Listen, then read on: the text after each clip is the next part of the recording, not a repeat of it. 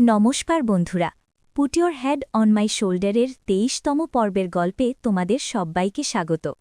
গল্পের এই পর্বে আমরা দেখতে পাই প্রফেসর গু ওয়েইকে জিজ্ঞেস করছেন সে কি তার গার্লফ্রেন্ডকে জার্মানি যাওয়ার ব্যাপারে জানিয়েছে। উত্তরে ওয়েই জানায় যে সে এখনও কিছু বলেনি। এরপর ওয়েই আর জিউইন যখন ল্যাব থেকে বাইরে আসে তখন ওয়েই তাকে জিজ্ঞেস করে, আমি যদি মোমোর জায়গায় থাকতাম আর ওকে না জানিয়ে এত বড় একটা সিদ্ধান্ত নিতাম, ও কি আমার উপর খুব রাগ করত? ঠিক সেই মুহূর্তেই মোমো সেখানে চলে আসে। জিউইন হেসে বলে, এই প্রশ্নের উত্তর তো তোমার ওর কাছ থেকেই নেওয়া উচিত। আর এই বলে সে সেখান থেকে চলে যায়। এরপর ওয়েই মোমোকে তার ফিজিক্স ল্যাবে নিয়ে আসে। সেখানে মোমো ওয়েইকে তার সাদা ল্যাব কোটটা খুলে দিতে বলে, কারণ সেই কোটটা পরার তার অনেক দিনের শখ। ওয়েই মুচকি এসে তার কোটটা খুলে মোমোকে পরিয়ে দেয়, আর মোমো সায়েন্টিস্ট হওয়ার অভিনয় করতে শুরু করে দেয়। ওয়েইটাকে চেয়ারে বসিয়ে খুব গম্ভীরভাবে বলে, মোমো, তোমার সাথে আমার খুব জরুরি কথা আছে।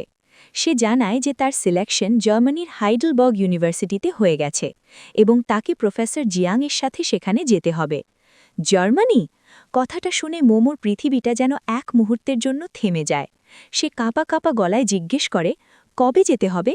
ওয়েই জানায় যে কলেজের পক্ষ থেকে ভিসার জন্য আবেদন করা হয়ে গেছে এবং সব ঠিক থাকলে ২ সপ্তাহের মধ্যেই তাকে রওনা দিতে হবে। এই খবরটা সে প্রায় ১ বছর আগে থেকেই জানত, কিন্তু মোমোকে জানায়নি। এই কথা শুনে মোমোর অভিমানী মনটা কষ্টে ভরে ওঠে। সে জিজ্ঞেস করে, ১ বছর আগের কথা তুমি আমাকে এখন বলছো? ওয়েই বোঝানোর চেষ্টা করে যে সে নিশ্চিত ছিল না যে তার সিলেকশন হবে, তাই সে আগে কিছু বলেনি। মোমো জানতে চায় তার সাথে আর কে কে যাচ্ছে। যখন সে শোনে যে জিউইন ও ওয়েইয়ের সাথে যাচ্ছে, তখন তার মনটা আরও খারাপ হয়ে যায়। সে চুপচাপ ল্যাব কোটটা খুলে ওয়েইকে দিয়ে রেগে সেখান থেকে চলে যায়। এরপর আমরা দেখি তারা সবাই বন্ধুদের সাথে ডিনার করতে যায়, কিন্তু মোমো তখনও ওয়েইয়ের ওপর রেগে থাকে। বাড়ি ফেরার পথে তারা দেখে ফুপেই এবং তার বন্ধুরা নেশা করে রাস্তায় হট্টগোল করছে। ওয়াংশা ফুপেইকে বকাবকি করলে ফুপেই আবেগের সাথে ওয়াংশাকে জড়িয়ে ধরে ক্ষমা চায়। এই দৃশ্য দেখে ওয়েইয়ের একটা বুদ্ধি আসে। সেও মাতাল হওয়ার অভিনয় করতে শুরু করে দেয়। মোমো তার নাটক ধরে ফেললেও ওয়েইয়ের এমন ছেলে মানুষই দেখে তার রাগ গলে জল হয়ে যায়। বাড়িতে ফিরে মোমো যখন ওয়েইকে সোফায় শুইয়ে দিয়ে জল আনতে যাচ্ছিল, ওয়েই তার হাত ধরে থামিয়ে দেয়। সে সোজা হয়ে বসে বলে, আমি জানি আমার ভুল হয়ে গেছে। ছোটবেলা থেকে আমি সব সিদ্ধান্ত একাই নিয়ে এসেছি, তাই কাউকে কিছু জানানোর অভ্যাসটা আমার কোনোদিনই ছিল না। কিন্তু তুমি যদি চাও, আমি তোমার জন্য নিজেকে বদলে ফেলব। মোমো জিজ্ঞেস করে, আমি যদি তোমাকে যেতে বারণ করি তুমি কি যাবে না? ওয়েই এক কথায় উত্তর দেয়, না। এই উত্তর শুনে মোমোর সব অভিমান দূর হয়ে যায়। মোমো ওয়েইকে জড়িয়ে ধরে বলে, তুমি যাও, আমি তোমার জন্য অপেক্ষা করব।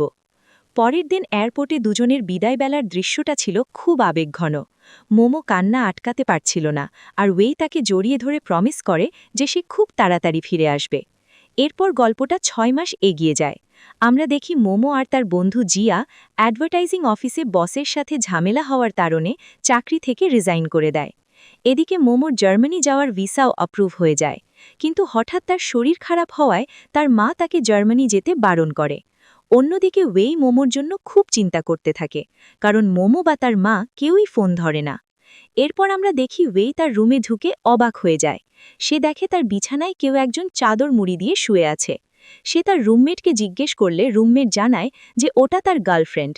ওয়েই অবাক হয়ে যায়, কারণ মোমো তো চিনে। কিন্তু যখন সে কাছে গিয়ে দেখে, তার সব দ্বিধা দূর হয়ে যায়। সে দেখে তার মোমো তার বিছানায় নিশ্চিন্তে ঘুমোচ্ছে। তাকে এত কাছে পেয়ে ওয়েইয়ের চোখে আনন্দের জল চলে আসে। সে মোমোকে না জাগিয়ে তার পাশেই শুয়ে পড়ে এবং ভালোবাসার দৃষ্টিতে তার দিকে তাকিয়ে থাকে।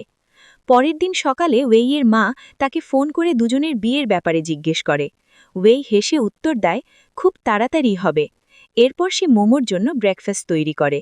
আর এখানেই এপিসোড 23 শেষ হয়ে যায়। তাহলে বন্ধুরা, পরের এপিসোডে কি হতে চলেছে তা জানতে হলে আমাদের সাথেই থেকো।